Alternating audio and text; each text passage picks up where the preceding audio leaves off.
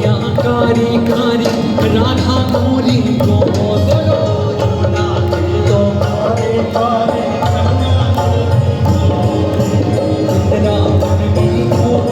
बोल बंसी वारे की जय, बोल राधा रानी की। आज योगीराज भगवान श्री कृष्ण की जन्माष्टमी है और बड़ी खुशी का दिन है आज। और आज श्री कृष्ण जन्म स्थान सेवा संस्थान के सचिव हमारे साथ हैं श्री कपिल जी शर्मा। आज आपसे जाने हम अगर आपकी अनुभूति, तो क्या रहेगी आपकी उस अनुभूति को अभिव्यक्ति श्री शर्मा जी? देव देवादिदेव महादेव जिस आयोजन, जिस उत्सव की कल्पना से प्रसन्न होते हैं, सम्मिलित होते हैं, ऐसा भगवान श्री कृष्ण का जन्म महोत्सव श्री कृष्ण जन्मभूमि के पवित्र स्थल पर मनाया जा रहा है जी।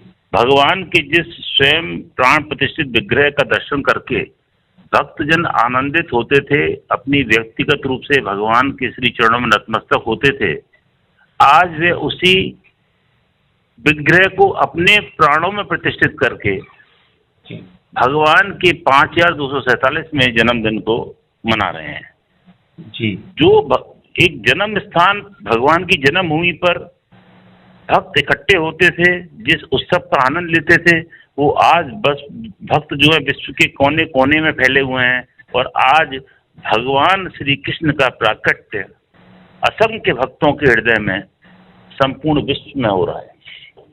जन्म स्थान तो भगवान की स्वयं प्राकट्य भूमि है। भगवान पूर्ण अवतार की ने यहाँ पर जन्म की लीला की है, लेकिन भाव में भक्त के भाव में ठाकुर जी आज रात्रि संपूर्ण विश्व में प्राकट्य लेंगे भक्तों के कल्याण के लिए।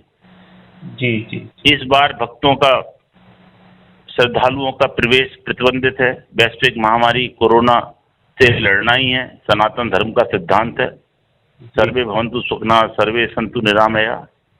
कोई भक्त किसी महामारी का वाहक संवाहक नहीं बन सकता जी। तो भक्त थोड़े से उदास अवश्य हैं, लेकिन संतुष्ट हैं जी कि वह भगवान के दर्शन नहीं कर पा रहे, लेकिन वह माध्यम बन रहे हैं उस महामारी को रोकने के लिए जो विश्व में त्राही त्राही मचा रखी है। तो बहुत ही दिव्य और भव्य रूप से भगवान श्री कृष्ण की जन्मभूमि पर इस जन्माष्टमी महोत्सव को मनाया जा रहा है। सभी शास्त्रोक्त और परंपरागत उत्सव आयोजन सज्जा इत्यादि पूर्ववत है, उसमें किसी प्रकार की कोई कमी अथवा कटौती नहीं की गई है जी।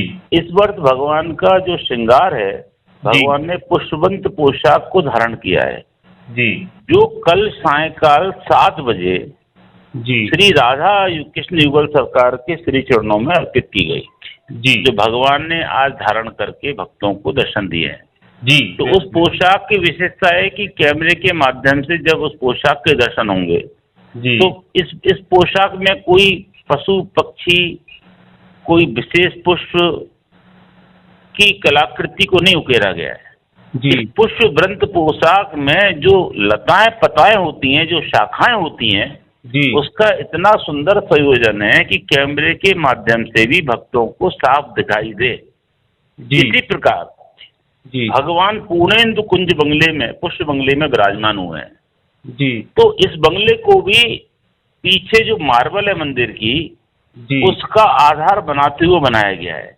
जिससे कैमरे के माध्यम से जो इसका लाइव प्रसारण देखेंगे उनको एक जीवंतता, भव्यता, दिव्यता का अनुभव होगा जी। तो इस बार जो भी व्यवस्थाएं की गई हैं उसमें जरूर ध्यान रखा गया है कि चूंकि भक्त व्यक्तिगत रूप से नहीं आ पाएंगे, बहुत ही कठिन व्यवस्थाएं हैं, उनका पालन करना हम सबका धर्म भी है, कर्तव्य भी है। तो लेकिन जो भक्त लाइव प्रसारण देखें उनको भी आनंद आए।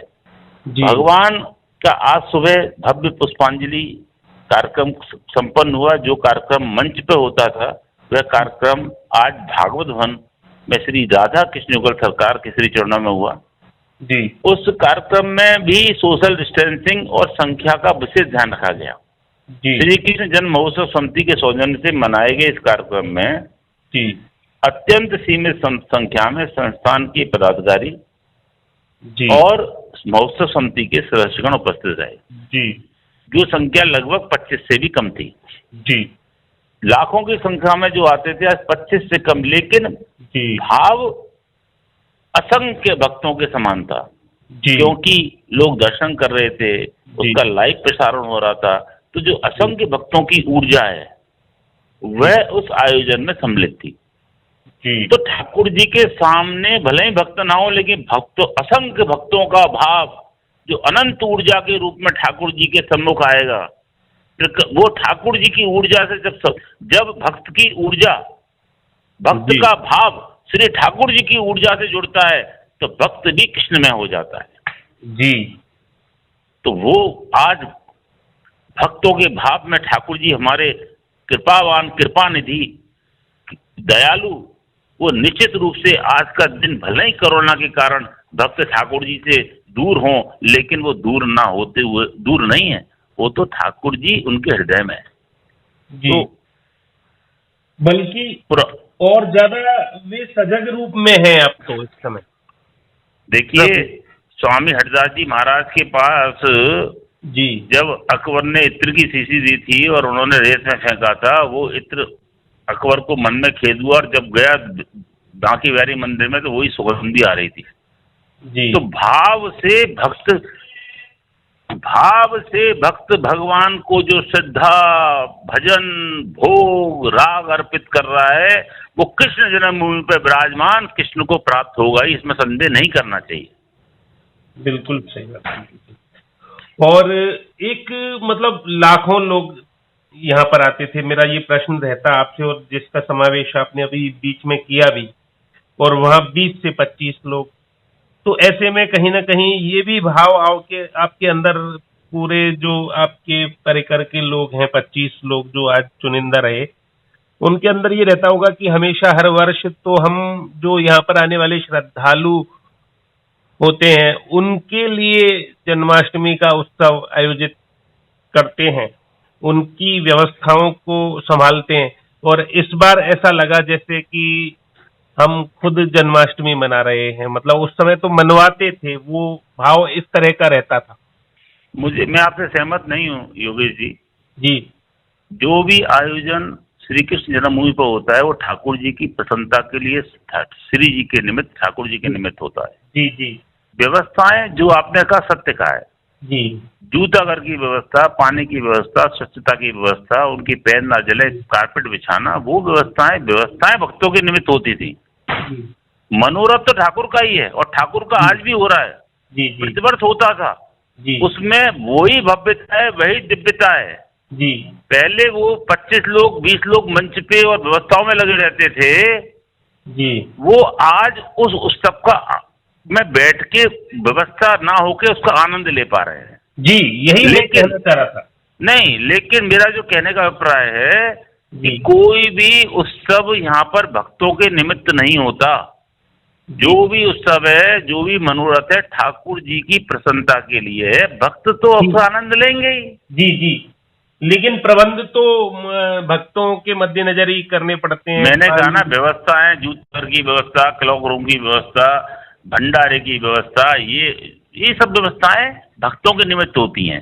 जी लेकिन ठाकुर जी के, मैंने आपसे क्या कहा, मैंने आपको निवेदन किया है कि जन्म स्थान पर होने वाला जन्माष्टमी महोत्सव पूर्ण भव्यता, गरिमा, दिव्यता के साथ, विधि विधान के साथ, शास्त्रोक्त रीति विधि से, बिना ना भगवान के पंचामृत में, ना अभिषेक की सामग्री में कटौती है, ना, सारी व्यवस्था यथावत है।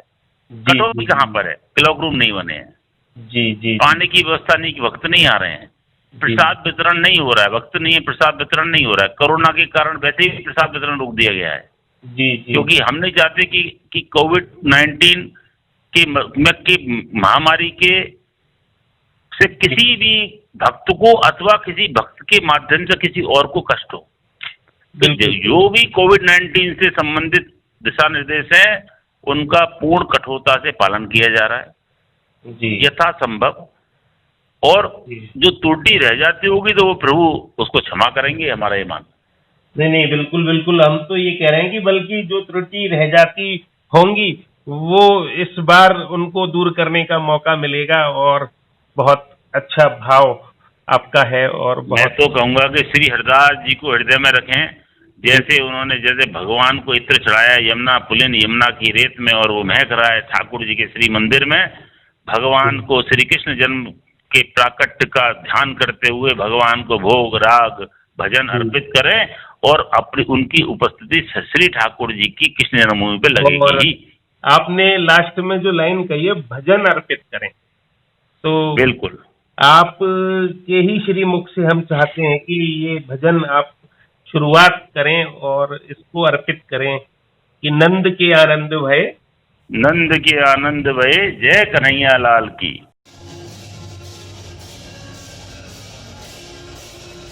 और इस वक्त आप देख सकते हैं कि भगवान श्री कृष्ण का प्राकट्य हो चुका है। श्री कृष्ण जन्म स्थान के भागवत भवन में भगवान का प्राकट्य हो चुका है, और अयोध्या के श्री राम जन्मभूमि न्यास के अध्यक्ष महंत नृत्य गोपाल दास जी कर रहे हैं पंचामृत अभिषेक। उनके साथ अन्य पूजाचार्य, सचिव संस्थान के कपिल शर्मा और वरिष्ठ सदस्य गोपेश्वर नाथ चतुर्वेदी आदि भी इस अभिषेक के दौरान नजर आ रहे हैं। और पंडित जी हमारे साथ जुड़े हुए हैं, श्री कामेश्वर नाथ जी चतुर्वेदी जी।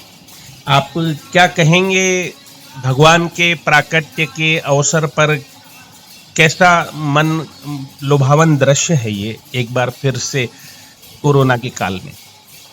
श्री कृष्ण जन्म स्थान मथुरा से जो दृश्य हम देख रहे हैं, भगवान की नयना व राम झांकी देखने को मिल रही है श्रीमान योगेश खत्री जी। और अयोध्या से पधारे हुए महंत श्री नृत्य गोपाल दास जी महाराज जी अभिषेक कर रहे हैं। पंचामृत अभिषेक हो रहा है, कामधेनु गाय के दूध से अभिषेक होता है जी। और ये 5 जो द्रव्य इसमें अभिषेक में लगाए जा रहे हैं, मिल रहे हैं, दूध, दही, घृत, मधु और शर्करा।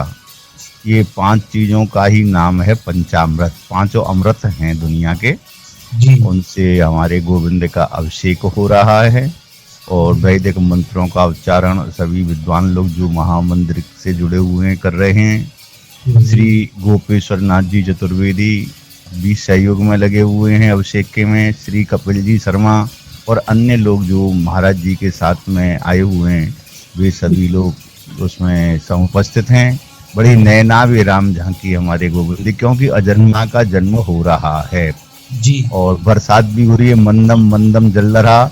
हमारे भगवान श्री कृष्ण जो है अद्भुत बालक हैं। श्रीमद् भागवत में कहा है, तमद्भुतम बालक मम्बुजीक्षणम। जब अद्भुत हैं श्री कृष्ण, तो उनके समय में सभी कार्य भी इस समय अद्भुत हो रहे हैं। और जब जन्म हुआ था द्वापर युग में, तो आकाश में तारे निकल रहे थे और बरसात भी हो रही थी। और बालक उसको कहते हैं कि बाले बाले कानी ब्रह्मांडानी यस्य सौ बालको। अद्भुत बालक हैं श्री कृष्ण जी। तो जिनके बाल बाल में अर्थात रोम रोम में अनेकों ब्रह्मांड बसे हों, ऐसे अद्भुत बालक हैं हमारे गोविंद जी। अथवा बालो को ब्रह्मा यस्य सौ बालक हो। अद्भुत बालक हैं, तो कैसे बालक हैं? को कहते हैं ब्रह्मा के लिए। तो ब्रह्मा भी हैं जिनके बालक, अर्थात ब्रह्मा जी के भी जो पिता हैं, ऐसे हैं बालक श्री कृष्ण जी। तो ऐसे हमारे भगवान गोविंद इस समय रात्रि के 12 बजे का समय है, जन्म ले रहे हैं। पूजा आरती आदि सभी कार्यक्रम नियमानुसार प्रस्तुत किए जा रहे हैं, और हम यही प्रार्थना करते हैं अपनी TTI न्यूज के माध्यम से श्री योगेश खत्री जी कि यह श्री कृष्ण जन्माष्टमी महोत्सव, यह पर्व सभी ब्रजवासियों के लिए, मथुरा वासियों के लिए, उत्तर प्रदेश वासियों के लिए और संपूर्ण भारतवासियों के लिए और विश्व के लिए मंगलदायक हो।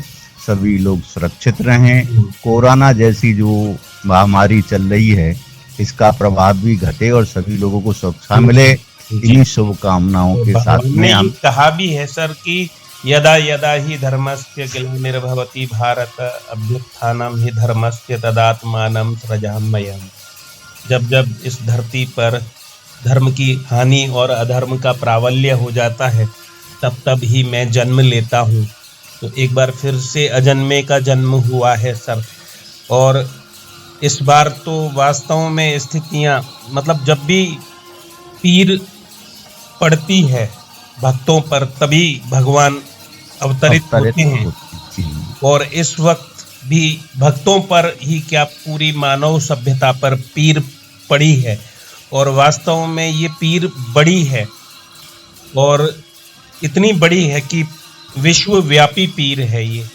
और ऐसा वातावरण श्री कृष्ण जन्माष्टमी के अवसर पर हमने तो कभी देखा नहीं। आपने कभी देखा हो तो कृपया नहीं। बताएं, कैसी अनुभूति इस बार की रही है। मनाया गया है पर्व, लेकिन निभाया गया है पर्व, ये भी कहा जाए तो गलत नहीं होगा।